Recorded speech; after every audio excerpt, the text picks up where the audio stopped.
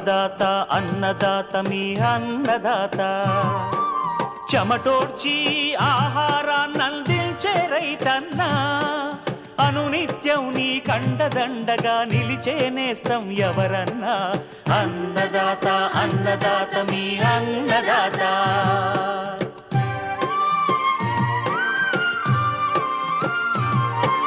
నూతన రీతుల సాగుబడికి నూరింతలు పెరిగే దిగుబడికి సూచనలిచ్చే సస్య రక్షణకు పశు పోషణకి శాస్త్ర విజ్ఞానం అందించి ముందుకు నడిపే తెలుగు రైతు భారతదేశానికి మకుటం అయ్యేలా తీర్చిదిద్దే ఆశయంతో మిమ్ము మేలు కొలిపేది అన్నదాత అన్నదాత అన్నదాత మీ అన్నదాత అన్నదాత అన్నదాత మీ అన్నదాత. అన్నదాత ప్రేక్షకులకు నమస్కారం. ఈనాటి ముఖ్యాంశాలు: వేసవి సజ్జ సాగు వివరాలు,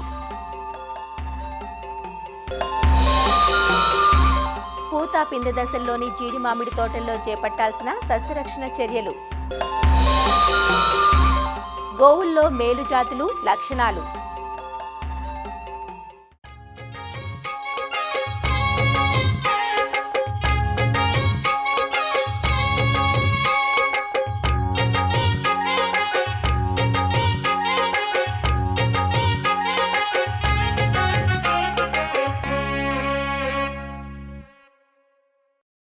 పెరుగుతున్న జీవనశైలి వ్యాధులతో అందరిలో ఆరోగ్య స్పృహ పెరిగింది. చిరుధాన్యాలు ఆహారంలో భాగమయ్యాయి. ఒకప్పుడు చిన్నచూపు చూసిన జొన్నలు, సజ్జలు, రాగులు, కొర్రలను ఇప్పుడు విరివిగానే వినియోగిస్తున్నారు. అందుకే సాగు విస్తీర్ణం కూడా ఇంతకు ముందు సంవత్సరానికంటే పెరిగింది. వీటిలో సజ్జను ఆహార ధాన్యంగానే కాకుండా వాణిజ్యపరంగా పశువులు, కోళ్లు, చేపలకు దానా దినుసులుగాను వినియోగిస్తున్నారు. సజ్జ అధిక ఉష్ణోగ్రతలను సైతం తట్టుకొని తక్కువ పెట్టుబడితో పరిమిత నీటి వనరులతో మేలైన దిగుబడులను అందిస్తుంది. సజ్జ సాగు ఎక్కువగా ఆంధ్ర రాష్ట్రంలోని ఉత్తర కోస్తా జిల్లాలైన ఉమ్మడి శ్రీకాకుళం, విజయనగరం, విశాఖ జిల్లాలతో పాటు అనంతపురం, చిత్తూరు, కడప జిల్లాల్లో ఉంది. వేసవి పంటగా సజ్జ సాగు చేసుకోవడానికి జనవరి 2వ పక్షం నుంచి ఫిబ్రవరి 1వ పక్షం వరకు అనువైన సమయం. ఎంచుకున్న రకాన్ని బట్టి 70 నుంచి 85 రోజుల్లో చేతికొచ్చే సజ్జ నుంచి మంచి యాజమాన్యంతో ఎకరాకు 20 క్వింటాల దిగుబడిని సాధించే అవకాశం ఉంది. వేసవి సజ్జ సాగుకు అనువైన రకాలు, సాగులో మెలకువల గురించి ఈరోజు అన్నదాతలా చూద్దాం. వేసవి సజ్జ పంటను ఆరుతడుల కింద భేషుగ్గా సాగు చేయవచ్చు. వేసవి సజ్జను జనవరి 15 నుండి ఫిబ్రవరి నెలాఖరులోపు విత్తుకోవాలి. వేసవి సాగుకు అనువైన సజ్జ రకాలేవో చూద్దాం. ముందుగా RHB 121. ఈ రకం అధిక దిగుబడినిచ్చి వెర్రికంకి తెగులును బాగా తట్టుకునే సంకర రకం. పంటకాలం 80 నుంచి 85 రోజులు. ఎకరాకు 12 నుంచి 14 క్వింటాల దిగుబడి ఇస్తుంది. రెండవది PHB 3. వర్షాభావ పరిస్థితులు బాగా తట్టుకుని అధిక దిగుబడినిచ్చే సంకర రకం. వెర్రికంకి తెగులును బాగా తట్టుకుంటుంది. పంటకాలం 80 నుంచి 85 రోజులు. దిగుబడి ఎకరాకు 12 నుంచి 14 క్వింటాళ్లు. మరో రకం HHB 67. అతి స్వల్పకాలిక రకం. 60 నుంచి 70 రోజుల్లో అందివస్తుంది. వెర్రికంకి తెగులును బాగా తట్టుకుంటుంది. ఎకరాకు దిగుబడి 8 నుంచి 10 క్వింటాళ్లు. మరో రకం ICTP 8203. ఈ రకం వెర్రికంకి తెగులును, బెట్ట పరిస్థితులను తట్టుకుంటుంది. పంటకాలం 80 నుంచి 85 రోజులు. దిగుబడి ఎకరాకు 8 నుంచి 10 క్వింటాళ్లు. గింజలు లావుగా, తెల్లగా, మెరుస్తూ ఆకర్షణీయంగా ఉంటాయి. మరో రకం ICMH 356. ఈ రకం అన్ని ప్రాంతాలకు అనువైనటువంటి సంకర రకం. వెర్రికంకి, బూడిద తెగుళ్లను బాగా తట్టుకుంటుంది. పంటకాలం 80 నుంచి 85 రోజులు. ఎకరాకు 10 నుంచి 12 క్వింటాళ్ల దిగుబడి సామర్థ్యం కలిగి ఉంది. వేసవి సజ్జ సాగుకు ఎకరాకు 1.6 కిలోల విత్తనం సరిపోతుంది. విత్తనాలను ముందుగా శుద్ధి చెయ్యాలి. లీటరు నీటికి 20 గ్రాముల ఉప్పు కలిపిన ద్రావణంలో విత్తనాలను ఒక 10 నిమిషాల సేపు నానబెట్టి ఆరబెట్టుకోవాలి. దీనివల్ల గింజబూజు శిలీంధ్రాలు నశిస్తాయి. ఆరిన తర్వాత కిలో విత్తనానికి 3 గ్రాముల తైరం కలిపి విత్తన శుద్ధి చేసుకోవాలి. శుద్ధి చేసిన విత్తనాన్ని చాళ్ల మధ్య 45 సెంటీమీటర్లు, మొక్కల మధ్య 12 నుంచి 15 సెంటీమీటర్లు ఉండే విధంగా గొర్రుతో విత్తుకోవాలి. సజ్జకు ఎకరాకు 24 కిలోల నత్రజని, 12 కిలోల భాస్వరం, 8 కిలోల పొటాష్నిచ్చే ఎరువులు అవసరమవుతాయి. సూటి ఎరువుల రూపంలో వేస్తే 75 కిలోల సింగిల్ సూపర్ ఫాస్ఫేట్, 13 కిలోల మ్యూరియేట్ ఆఫ్ పొటాష్ ఎరువులను ఎకరా పొలంలో చివరి దుక్కిలో కాని విత్తనంతో పాటుగాని వేసుకోవాలి. అలానే ఎకరాకు 50 కిలోల యూరియాను 2 సమభాగాలుగా చేసి చివరి దుక్కిలోనూ విత్తిన 30 రోజులకు వేసుకోవాలి. కలుపు నివారణకు పంట విత్తిన 48 గంటలలోపు నేలలో తేమ ఉన్నప్పుడు అట్రాజిన్ 50% పొడి మందును ఎకరాకు 500 గ్రాముల చొప్పున 200 లీటర్ల నీటికి కలిపి పిచికారీ చేసుకున్నట్లయితే తొలి దశలో కలుపు రాకుండా ఉంటుంది. విత్తిన 30 రోజుల తర్వాత ఒకసారి గొర్రుతో గాని గుంటకతో గాని అంతరకృషి చేసుకున్నట్లయితే కలుపును సమర్థవంతంగా నివారించుకోవచ్చు. సజ్జ సాగులో ప్రధాన సమస్య వెర్రికంకి తెగులు. ఈ తెగులు లక్షణాలు ముందుగా లేత మొక్కల్లో కనబడుతుంటాయి. మొక్క 3 నుంచి 4 ఆకుల దశలో ఉన్నప్పుడు ఆకంతా పసుపు రంగుకు మారిపోవడం జరుగుతుంది. అదే కంకి దశలో అయితే కంకి అంతా గాని లేదా పాక్షికంగా గాని చిన్న చిన్న ఆకుల మాదిరిగా పుష్పగుచ్చంలా మారిపోతుంది. వెర్రికంకి నివారణకు తెగులు ఆశించే ప్రాంతాల్లో కిలో విత్తనానికి 6 గ్రాముల మెటలాక్సిల్తో విత్తన శుద్ధి చేసుకోవాలి. తెగులు సోకిన మొక్కల్ని పీకి, కాల్చి నాశనం చెయ్యాలి. ఆ తర్వాత వెంటనే పంటపైన 1 గ్రాము మెటలాక్సిల్ లీటరు నీటికి కలిపి పిచికారీ చేసుకోవాలి. ఇక రెండవది తేనెబంక తెగులు. ఇది మొక్కలు పుష్పించే దశలో మబ్బులు లేదా వర్షపు వాతావరణముంటే ఎక్కువగా ఆశిస్తుంది. తెగులు నివారణకు విత్తనాలను 2% ఉప్పు ద్రావణంలో 10 నిమిషాల పాటు ముంచి శుద్ధి చేసుకోవడం, అటు తర్వాత పూత దశలో లీటరు నీటికి 3 గ్రాముల మాంకోజెబ్ గాని లేదా 1 గ్రాము కార్బండిజం లేదా 2 గ్రాముల థైరం కలిపిన ద్రావణాన్ని మందులు మార్చి 2-3 సార్లు పిచికారీ చేయాలి. ఇలా మంచి యాజమాన్యంతో సజ్జ సాగు నుంచి అధిక దిగుబడులను పొందే అవకాశముంది.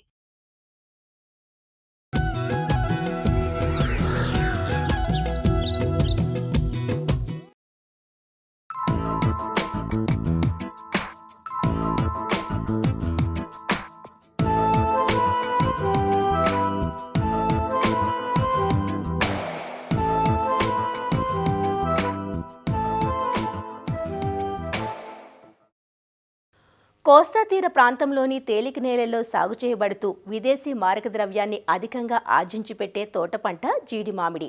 ప్రస్తుతం ఈ తోటలన్నీ పూత పిండి దశలో ఉన్నాయి. ఇప్పుడు తోటల్లో మనం చేపట్టే కొన్ని యాజమాన్య సస్యరక్షణ చర్యలపైనే గింజ దిగుబడి, నాణ్యత ఆధారపడి ఉంటుంది. ఈ సంవత్సరం కురిసిన అధిక వర్షాలతో జీడి తోటల్లో పూతలు కొంత ఆలస్యమయ్యాయి. ఈ దశలో పలు రకాల చీడపీడలు ఆశించి దిగుబడులను హరించే ప్రమాదం ఉంది. ముఖ్యంగా టీ దోమ, తామర పురుగులు, పిండి నల్లి, పక్షి కన్ను తెగుళ్ల తాకిడి ఎక్కువగా ఉంటుంది. వీటి నివారణకు ఒక ప్రణాళిక ప్రకారం సస్యరక్షణ చేపట్టాలి. పూత పిందె దశల్లోని జీడి మామిడి తోటల్లో చేపట్టాల్సిన సస్యరక్షణ చర్యల గురించి ఆచార్య ఎన్జీ రంగా వ్యవసాయ విశ్వవిద్యాలయం, శ్రీకాకుళం జిల్లా నైరా వ్యవసాయ కళాశాల విస్తరణ అధ్యాపకులు డాక్టర్ డి చిన్నమనాయుడు నుంచి తెలుసుకుందాం. జీడి మామిడి తోటలన్నీ కూడా పూత మొదలయ్యేటువంటి దశలో ఉన్నాయి. కొన్ని తోటల్లో అక్కడక్కడ ఆ పూత రావటం కూడా మనం గమనిస్తున్నాం. ఇదే సమయంలో వాతావరణ పరిస్థితులు కూడా ప్రతికూలంగా మారటం, అంటే ఉష్ణోగ్రతలు తగ్గిపోవటం, మంచు ఎక్కువగా వచ్చేటువంటి పరిస్థితులు ఉన్నాయి. ఇలాంటి పరిస్థితుల్లోనే కొన్ని రకాల చీడపీడలు ఎక్కువగా ఆశించి మరి జీడి మామిడి తోటల దిగుబడి మీద ప్రభావం చూపించేటువంటి అవకాశం కనిపిస్తుంది. ఈ జీడి మామిడిలో ఈ టీ దోమ అనేది ఆశించినప్పుడు ఇది రసం పీల్చే పురుగు. ఇది కూడా ఏంటంటే వస్తున్నటువంటి పూత నుంచి, అదేవిధంగా చిగురు కొమ్మల నుంచి, పువ్వు మొగ్గల నుంచి ఈ రసం పీల్చేయడం వల్ల వస్తున్నటువంటి పూత ఆలస్యం అయిపోద్ది. వచ్చినటువంటి పూత సరిగ్గా ఫలదీకరణం జరగదు. అదేవిధంగా పూత మాడిపోవడం, రాలిపోవడం కూడా మనం గమనిస్తాం. ఇది వచ్చినప్పుడు మీరు ఆ చెట్టు మీద కనుక చూస్తే ఎర్రని జిగురు బిందువులు కూడా కనిపిస్తాయి. కొద్దిగా మనకు రైతులు జాగ్రత్తగా ఈ టీ దోమ ఉంది లేనిది గమనించుకోవాలనుకుంటే ఈ పూత రెమ్మల పైన నల్లగా పొడవైనటువంటి అదేవిధంగా కండ ఆకారం మచ్చలు కూడా కనిపిస్తాయి. కాబట్టి ఈ దశలోనే మనం రైతులు కొంచెం జాగ్రత్త తీసుకొని ముందు జాగ్రత్తగా పూత రాకపోయినా కానీ వచ్చేటువంటి ఈ టీ దోమ వచ్చే అవకాశం ఉంటుంది. కాబట్టి ఈ వేప సంబంధిత మందులు పిచికారీ చేస్తే ఇది టీ దోమ తాలూకు అన్ని దశల మీద కూడా పనిచేస్తుంది. కాబట్టి ముందుగా వేప కషాయం దొరికితే వేప కషాయం 50 మిల్లీలీటర్లు 1 లీటర్కి కానీ, లేదంటే వేప నూనె 1500 ppm అయితే 5 మిల్లీలీటర్లు 1 లీటర్ నీటికి చొప్పున కలిపి పిచికారీ చేసుకోవడం కనుక చేస్తే మనకి టీ దోమతలకు ఉధృతి చాలా వరకు మొదటి దశలోనే తగ్గిపోయేటువంటి అవకాశం ఉంటుంది. ఒకవేళ వేప సంబంధిత మందులు దొరకనప్పుడు మనం ముందు జాగ్రత్త చర్యగా మనం ఇమిడాక్లోప్రిడ్ లాంటి మందులు అయితే కనుక 0.3 ml 1 లీటర్ నీటికి చొప్పున కలిపి పిచికారీ చేయడం కానీ, లేదా మోనోక్రోటోఫాస్ అయితే కనుక 1.6 మిల్లీలీటర్లు 1 లీటర్ నీటికి చొప్పున కలిపి పిచికారీ చేసుకోవటం, లేదంటే మరి లాంబ్డా సైలోత్రిన్ అనేటువంటి సింథటిక్ పైరిథ్రాయిడ్ అంటాము, అదైతే కనుక 0.6 మిల్లీలీటర్లు 1 లీటర్ నీటికి చొప్పున కలిపి మనం పిచికారీ చేసుకుంటే కనుక ఈ టీ దోమను చాలా వరకు మనం తగ్గించుకునేటువంటి అవకాశం ఉంటుంది. అదేవిధంగా తామర పురుగులు కూడా ఇదే సమయంలో ఒకసారి ఉష్ణోగ్రతలు తగ్గి మనకి ఫిబ్రవరి చివరికి వెళ్ళేసరికి ఉష్ణోగ్రతలు పెరుగుతుంటాయి. అలాంటి సమయంలో తామర పురుగులు వచ్చినటువంటి ఈ కాయ లేదైతే జీడి పిక్కలు తయారవుతుంటాయి, దాని మీద రసం పీల్చేయడం కానీ, ఆ మూడికి దగ్గర పట్టి ఎక్కువగా రసం పీలిస్తే కాయలు రాలిపోవడం కూడా జరుగుతుంటుంది. కాయలు కూడా మురిగిపోయినట్టు రాలిపోవడం కూడా మనం గమనిస్తాం. ఆకు వెనకನ್ನು చూస్తే కనుక చిన్నటి సూది మొనల్లాంటి పురుగులు మీకు కనిపిస్తాయి. లేదా పుష్పగుచ్చాలని మీరు తెల్లని కాగితం మీద కనుక దులిపి చూస్తే ఈ తామర పురుగులు చిన్న సూది మొనల్లాంటి పురుగులు అది కదులుతున్నట్టు కూడా మనకి కనిపిస్తుంది. అలాగే మీరు గమనించుకొని అలాంటప్పుడు ఫిప్రోనిల్ అనేటువంటి మందుని 2 మిల్లీలీటర్లు 1 లీటర్ నీటికి చొప్పున కలిపి పిచికారీ చేసుకోగలిగితే తామర పురుగులను కూడా మనం సమర్థవంతంగా నివారించుకోవడానికి అవకాశం ఉంటుంది. ఈ ఒకవైపు పురుగులతో పాటుగా ఈ తెగుళ్ళు కూడా మనకి ఈ కాయ తయారవుతున్నప్పుడు మనకేంటంటే కాయ మాడిపోయినట్టు ఉంటుంది, బ్లైట్ అంటాం దానికి. కాయ మీద మచ్చలు వచ్చేస్తాయి. అదేవిధంగా ఎదుగుతున్నటువంటి పుష్పగుచ్చాలు కానీ తయారవుతున్న గింజలు కూడా మెత్తబడిపోయి నల్లగా అయిపోయి రాలిపోవడం కూడా మనం చూస్తుంటాం. మనకి 2వ దఫా లేదా 3వ దఫా ఏవైనా మందులు పిచికారీ చేసినప్పుడు దాంతోపాటుగా కాపర్ ఆక్సిక్లోరైడ్ అయితే కనుక 3 గ్రాములు 1 లీటర్ నీటికి కలిపి, లేదంటే కార్బండిజం అయితే కనుక 1 గ్రాము 1 లీటర్ నీటికి కలిపి మనం ఏవైనా పురుగు మందులు పిచికారీ చేస్తే వాటితో పాటుగా శిలీంద్ర మందులు కూడా మనం పిచికారీ చేయగలిగితే చాలా వరకు మనం తగ్గించుకునేటువంటి అవకాశం ఉంటుంది. శిలీంద్ర తెగుళ్ళు కూడా మంచి ప్రభావానికి వస్తాయి. కాబట్టి రైతులు వాళ్ళ తోటల్ని ఎప్పటికప్పుడు గమనించుకొని ఇప్పుడు చెప్పినటువంటి జాగ్రత్తలు తీసుకోగలిగితే మనం జీడి మామిడి తోటల నుంచి కూడా మంచి ఫలసాయాన్ని తీసుకోవడానికి అవకాశం ఉంటుంది.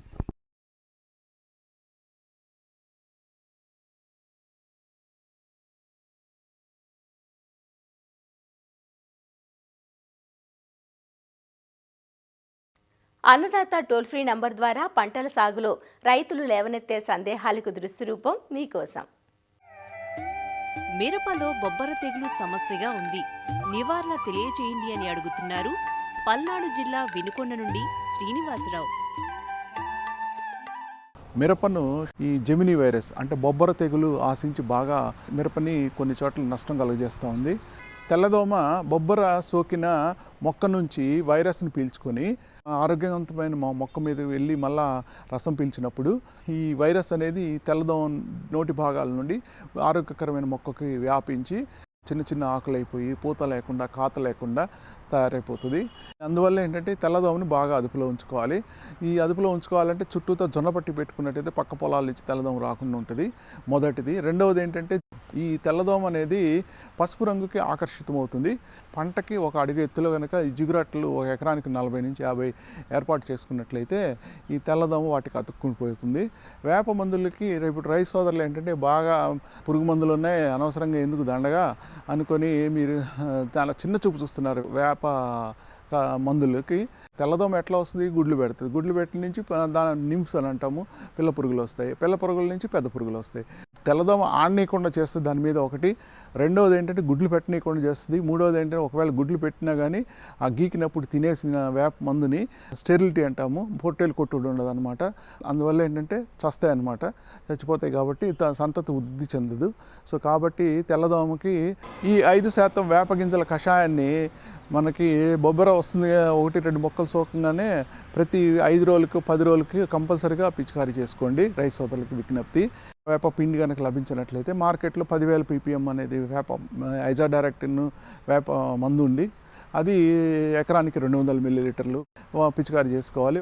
ఇక చిట్ట చివరి అస్త్రంగా ఈ పురుగు మందులు డయాఫెన్థ్యూరాన్ ఎకరానికి 250 గ్రాముల నుంచి 300 గ్రాములు మనం పిచికారీ చేసుకున్నట్లయితే తెల్లదోమని బాగా సమర్థవంతంగా అరికట్టుకోవచ్చు. ఒకవేళ ఇది కనుక లభించినట్లయితే ఓబెరాన్ అనే మందు ఉంది, అదైనా కొట్టుకోవచ్చు. క్లోర్పైరిఫాస్ అనే మందు ఉంది, ప్రొఫెనోఫాస్ అనే మందు ఉంది, తర్వాత ట్రయోజోఫాస్ అనే మందు ఉంది, 400 ml మిల్లీలీటర్లు. వేప మందులతో కలిపి కనుక పిచికారీ చేసుకోండి. ఈ పద్ధతులు పాటించుకున్నట్లయితే సమర్థవంతంగా నివారించుకోవచ్చు, అదుపులో ఉంచుకోవచ్చు.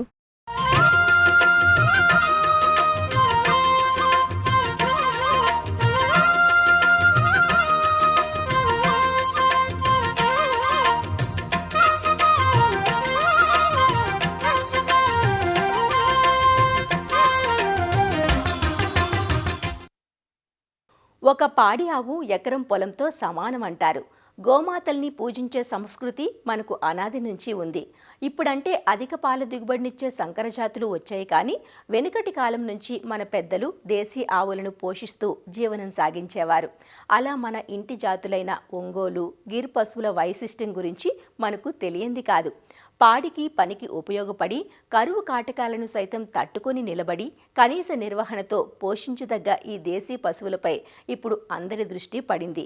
సేంద్రియ వ్యవసాయానికి ఇటీవల కాలంలో ప్రాముఖ్యత పెరగడంతో దేశీ ఆవులను పోషించడానికి తిరిగి రైతులంతా ప్రాధాన్యతనిస్తున్నారు. కాగా దేశీ సంకర జాతుల్లో మేలైనవి ఏవి, ఎలాంటి జాతులు మనం పెంచుకోవడానికి అనుకూలం, జాతి లక్షణాలు ఎలా ఉంటాయి వంటి అన్ని వివరాలు రంగారెడ్డి జిల్లా ఇబ్రహీంపట్నం పరిధిలోని వెలిమినేడు పశు వైద్యశాల పశు వైద్యులు డాక్టర్ వై ఆనందరెడ్డి నుంచి తెలుసుకుందాం. తెల్ల పశువులు లేదా ఆవు జాతులలో ఒకటి విదేశీ జాతి రకాలు, కొన్ని స్వదేశీ జాతి రకాలు ఆవులు.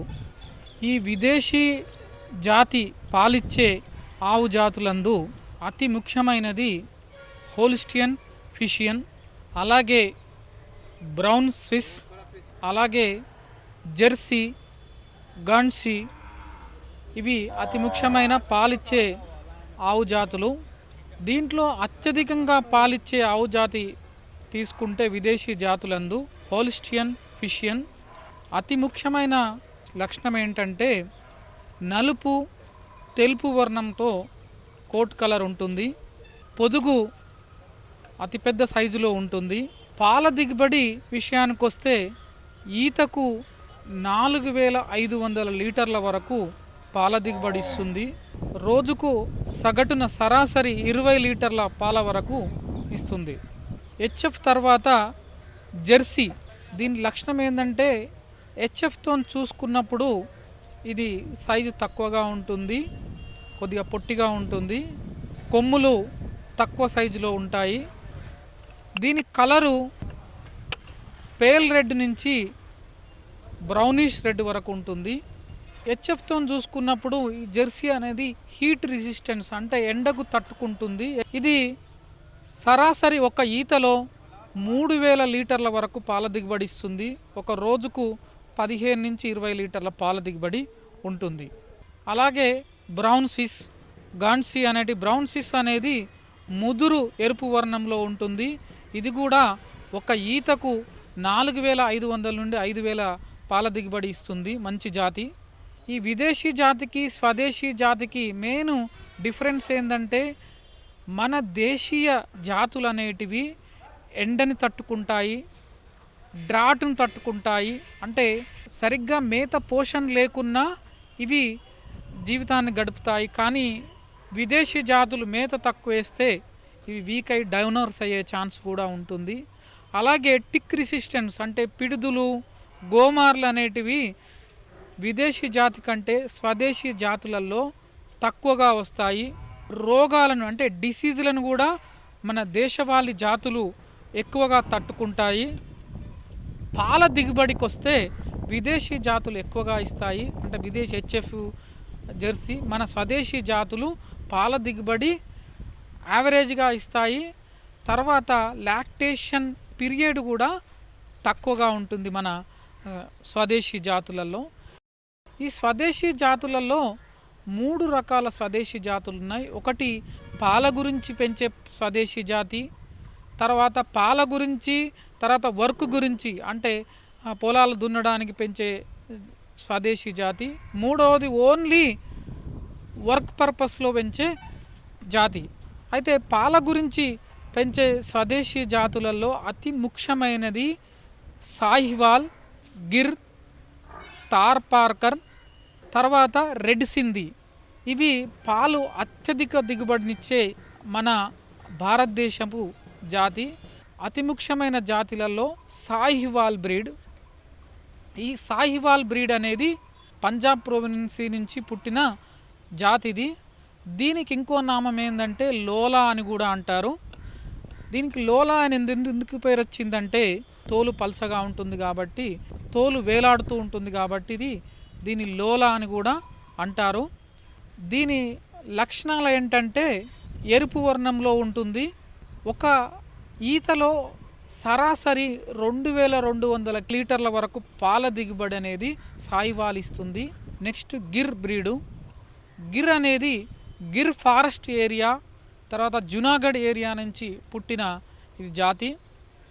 చూడగానే కొట్టొచ్చినట్టు రాచరికపు టీవీతో నడిచే జాతులలో ఈ గిర్ బ్రీడ్ అనేది అతి ముఖ్యమైనది. ముందరి తల భాగం ప్రామినెంట్గా ఉంటుంది. అలాగే చెవులు టేక్ ఆకుల లెక్క పొడవుగా వేలాడుతూ చెవులు ఉంటాయి. తర్వాత దీని కొమ్ములు బలిష్టంగా ఉంటాయి. ఈ కొమ్ములు వెనుకకు పెరిగి పైకి మళ్ళా అప్వర్డ్ డైరెక్షన్లో తీసుకుంటాయి కాబట్టి చూడగానే ఇమ్మీడియట్గా గిర్ జాతి అని గుర్తుపట్టేయచ్చు. తర్వాత దీని కలర్ విషయానికి వస్తే రెడ్ కలర్లో ఉంటాయి. కొన్ని రెడ్ వైట్ ప్యాచెస్ కూడా ఈ గిర్ జాతిలో అతి ముఖ్యమైన లక్షణము. ఒక ఈతకు 17 నుంచి 2000 లీటర్ల వరకు ఈ గిర్ జాతి పశువులు, ఆవులు మనకు పాల దిగుబడి ఇస్తాయి. ఇది హీట్ రెసిస్టెన్స్ అంటే ఎండను తట్టుకునే బ్రీడు, తర్వాత డ్రాటును తట్టుకునే అతి ముఖ్యమైన బ్రీడ్లలో గిర్ జాతి ఒకటి. అలాగే నెక్స్ట్ రెడ్ సింధీ ఆవు జాతి. ఈ రెడ్ సింధీ అనేది సింధ్ ఏరియా, పాకిస్తాన్ సింధ్ ఏరియా, గుజరాత్ బోర్డర్లో ఇది ఉద్భవించిన జాతి. దీని అతి ముఖ్య లక్షణం ఏంటంటే డార్కిష్ బ్రౌన్ కలర్ ఈ తోలు ఉంటుంది. తర్వాత ఇది కొంచెం పొట్టి సైజులో ఉంటుంది. కానీ పాల దిగుబడి మాత్రం సంవత్సరానికి అంటే ఒక ఈతకు 2000 లీటర్ల వరకు పాల దిగుబడి ఈ రెడ్ సింధీ అనేది మనకు పాల దిగుబడి ఇస్తుంది. తర్వాత బ్రీడ్స్లలో తార్పార్కర్. ఈ తార్పార్కర్ అనేది తార్పార్కర్ డిస్ట్రిక్ట్స్ నుంచి ఉద్భవించిన అంటే పాకిస్తాన్ తార్పార్కర్ ఆ ఏరియా నుంచి వచ్చిన బ్రీడు. ఈతకు 2000 లీటర్ల పాల దిగుబడి వస్తుంది. తార్పార్కర్నే గ్రే సింధీ, వైట్ సింధీ అని కూడా ఉంటారు. ఇది కూడా drought resistance, heat resistant breed. ఇది పాల దిగుబడి ఇచ్చే జాతులు. నెక్స్ట్ కొన్ని జాతులలో డ్యూయల్ పర్పస్ అంటే పాల దిగుబడి మరియు పని కోసం ఉపయోగించే జాతులలో మన అతి ముఖ్యమైన జాతి ఒంగోలు జాతి, అలాగే హర్యానా, అమృతమహల్, కాంక్రెజ్ అనేది ఇది అతి పెద్దదైన జాతి. దాని కొమ్ములు చూడగానే మన కాంక్రెజ్ బ్రీడ్ అనేది తెలిసిపోతుంది. దీంట్లో ఏంటంటే కొమ్ములు చాలా పొడవుగా పైకి పెరుగుతాయి. దాన్ని బట్టి కాంక్రెజ్ అనేది వైట్ కలర్లో ఉంటుంది. కాంక్రెజ్ అనేది ఇమ్మీడియట్గా గుర్తుపట్టవచ్చు. ఇవి యావరేజ్గా ఒక రోజుకు 6 నుంచి 10 లీటర్లు ఇచ్చే ఆవులు అన్నట్టు ఈ మీడియం రకం అంటే డ్యూయల్ పర్పస్. అలాగే వర్క్ పర్పస్లో యూజ్ చేసే కొన్ని ఆవు జాతులు ఉన్నాయి. అవి కాంక్రెజ్, హలీకర్ అంటే మైసూర్ ఎడ్లు కూడా అంటాము. ఇవి వర్క్ పర్పస్లో ఉపయోగించే ఆవు జాతులు. తర్వాత ఈ విదేశీ జాతికి స్వదేశీ జాతికి మిల్క్కు ఏం తేడా అంటే మన స్వదేశీ జాతి A2 మిల్క్ అనేది ఇస్తుంది. విదేశీ జాతి ఆవులు A1 మిల్క్ అనేది ఇస్తుంది. అంటే పాలల్లో కెసిన్ అనే ఒక ప్రోటీన్ ఉంటుంది.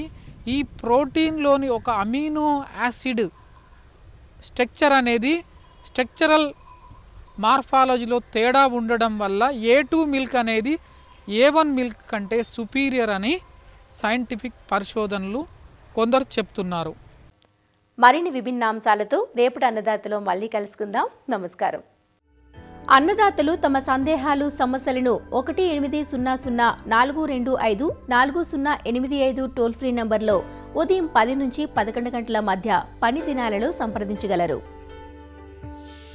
ఈ కార్యక్రమాన్ని యూట్యూబ్లో www.youtube.com/అన్నదాత ఈటీవీ లింక్ ద్వారా వీక్షించవచ్చు.